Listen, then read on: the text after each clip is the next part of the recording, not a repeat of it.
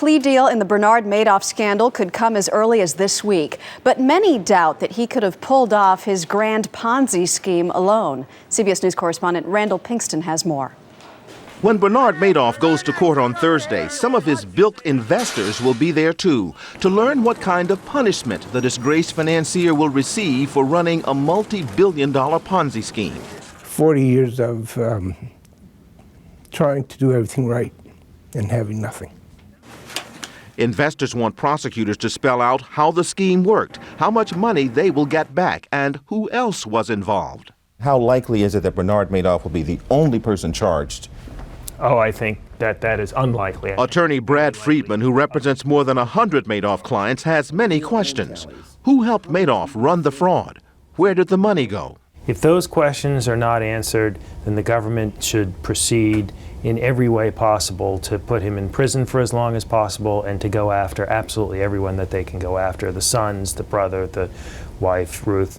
Ruth Madoff is claiming to own independently nearly $70 million in real estate, municipal bonds, and bank deposits. What do you think about the effort by Ruth Madoff's attorney to segregate her assets from Bernard Madoff's assets? That's really ridiculous, and I don't think it's going to succeed. The only thing she's ever done to earn money for herself is I think I heard that she wrote a cookbook. Madoff's expected plea deal may reveal more about how he was cooking the books in a recipe for financial disaster. Randall Pinkston, CBS News, New York.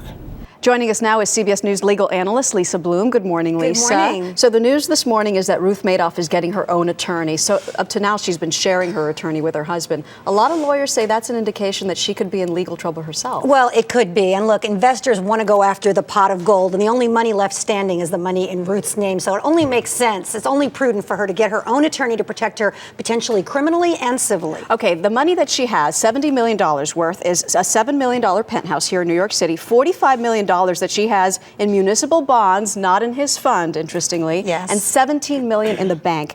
What determines whether she gets to keep that? Well, the question is, did he fraudulently convey that money to her? It was money that should have belonged to the investors, essentially stolen from the investors, and he gave it to his wife. It's the oldest trick in the book to try to hide assets in your spouse's name. But what if she didn't know? What if she didn't know? On the civil side, it will not matter. If that money was fraudulently conveyed to her, she has to disgorge the assets. She has to turn it over to the investors on the civil case. Criminally, it matters a lot whether she knew. She can't be criminally prosecuted unless she had knowledge she was involved in the fraud. Okay, so what determines whether he fraudulently gave it to her? If he made any of that money, then he fraudulently conveyed it to her, probably, basically? Yeah, probably at this point. It's hard to say otherwise. Look, she wrote a cookbook. Maybe she made some of that money on her own from the cookbook, or maybe she made it from his cooked books, right? Exactly. That's what the courts will be looking at. Okay, criminally, how do you prove whether or not she knew? That's going to be tough. Well, yeah, it's tough, but that's true in every criminal case. You have to get inside the mind of the criminal defendant. So we'll look at what statements she may have made to other people, what her level of involvement was in the company. She has said that she was involved in the company.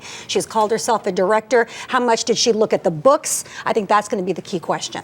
She was with him for 50 years. A lot of people say, how can you live with someone for 50 years and not have an inkling? And they were very close. They dined together, just the two of them, a couple times a week in a little booth in the corner of in the back of a prominent Manhattan restaurant.